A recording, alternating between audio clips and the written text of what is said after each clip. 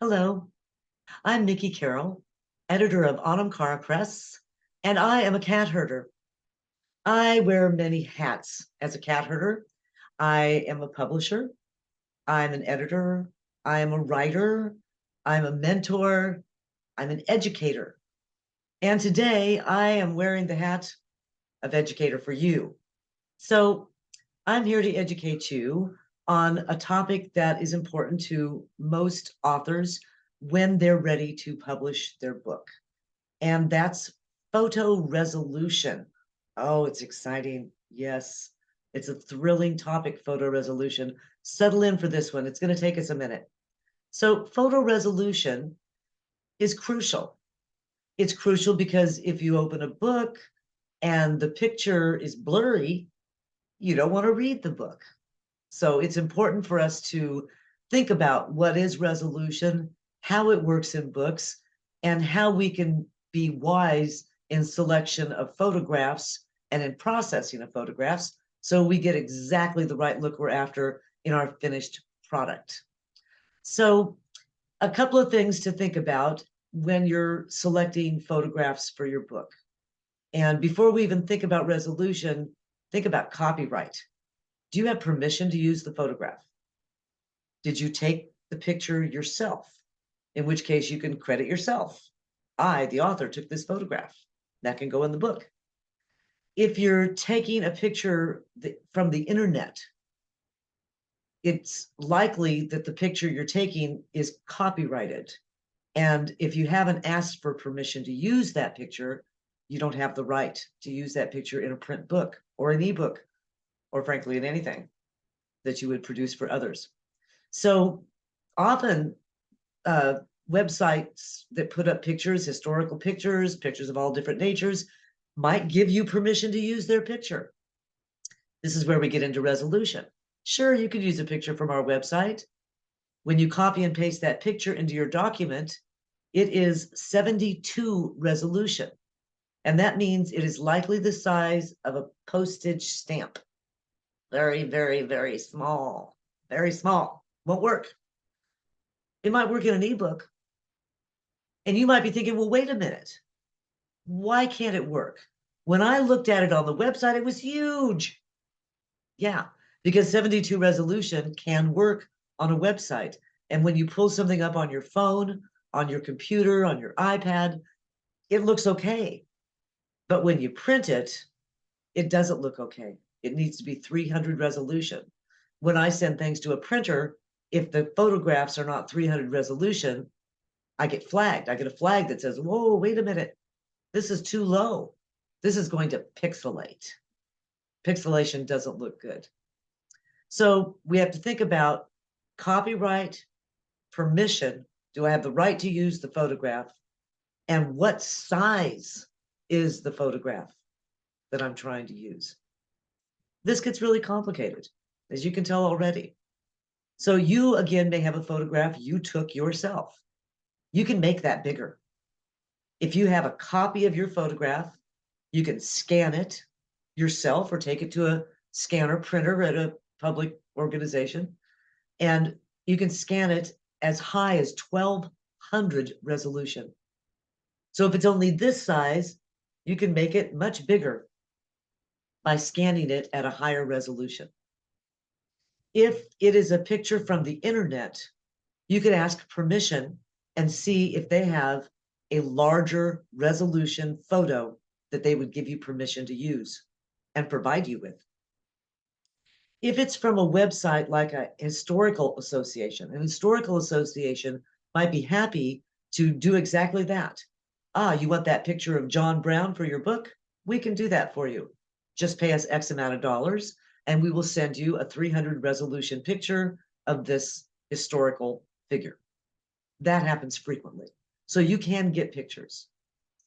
It's also possible for you to go to a photo stock site that sells photos and get a photo of many different historical figures that are not copyrighted, that somebody's taken a picture of, a mural or something like that, or that has come from some other source, and you can pay for those and also use those for your book. You can get permission through licensing to use that photograph for your book. So again, with all these ins and outs, first off, you have to think about, did I take the photo myself? Did it come from the internet? Do I have permission to use it? And is it the right size for a print book? Once you've considered all those things, then you can make some good decisions. I'm going to share my screen for a minute and show you some example photographs. So here is an 8.5 by 11 picture, piece of paper. 8.5 by 11 is typically too large for most books that are going to print. Most people are not going to be printing a book in an 8.5 by 11 unless it's a children's picture book. You could, but most people aren't. There's reasons for it. We won't get into that now because we're talking about photo resolution, and that's the hat I have on, photo resolution educator. Okay. So this is an 8.5 by 11 page, and you can see that there are several pictures on here. This one is very small. This one's a little bit larger.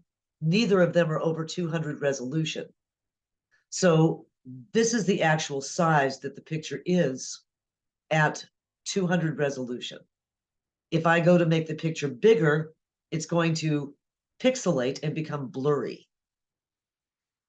If I make the picture smaller, no problem. You can always make the picture smaller. The problem is making the picture bigger and having it not look blurry. This picture is a photograph that the author possesses.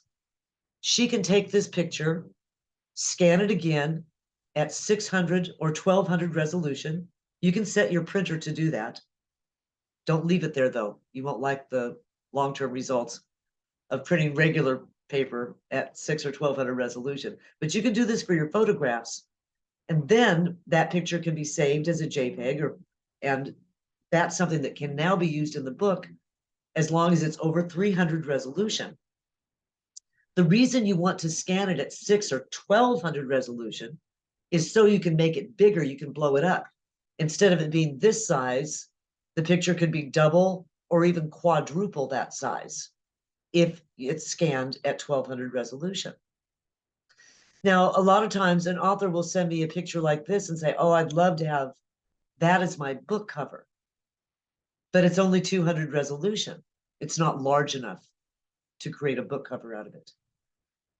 In this situation where it's a photograph that somebody took, they'd have to go back and take another photograph unless they have the original photograph that can be scanned again at a higher resolution, 6 or 1200 resolution, so it can be blown up.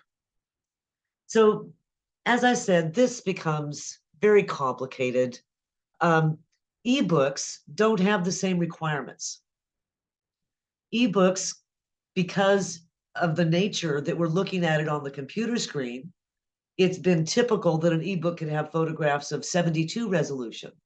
And many of the photos you see when you look at a computer or a laptop or your notebook or your phone are only at 72 resolution.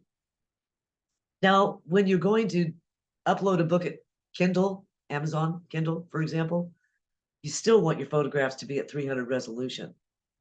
But they're too large at 300 resolution, so you have to do some kind of finagling to make them the right size for the Kindle ebook, not taking up too much space, but they still recommend that it's 300 resolution in case somebody wants to blow that picture up. They make it larger. So in an ebook, again, there's a lot more flexibility. It's not necessarily a requirement to have 300 resolution pictures in an ebook. They can be smaller. It's also perfectly acceptable to have color photographs in an ebook. There's no extra charge. There's essentially no extra space for a color photograph. It's the same thing, so it's not a problem at all. When you put a whole lot of color pictures in a print book, that's very different. Now the cost of the print book is going to go way up. The way that printers work, the interior is either color or black and white. It can't be, well, some of it's color and some of it's black and white. Nope. When you go to print that up at a printer, whether the printer is Amazon, Ingram, Lulu, or your printer down the street, it's either all color interior, which means whatever is in there that's in color will be, or all black and white, which means whatever is in there is going to be black and white. And there is no in between. So while color is fine and free in an ebook, color in a print book is costly, and you're going to have a minimum of 300 resolution for all of your photographs. So again, things to think about.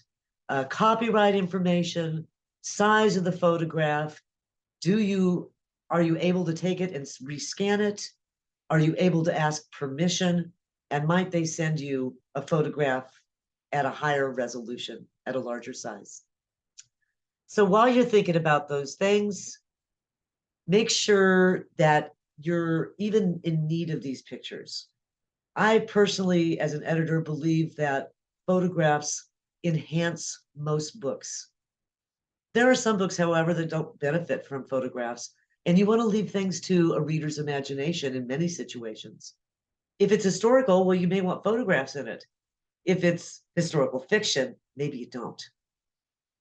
Anyway, I'll leave it on that note, and good luck to you in making your photo resolutions perfect for your book.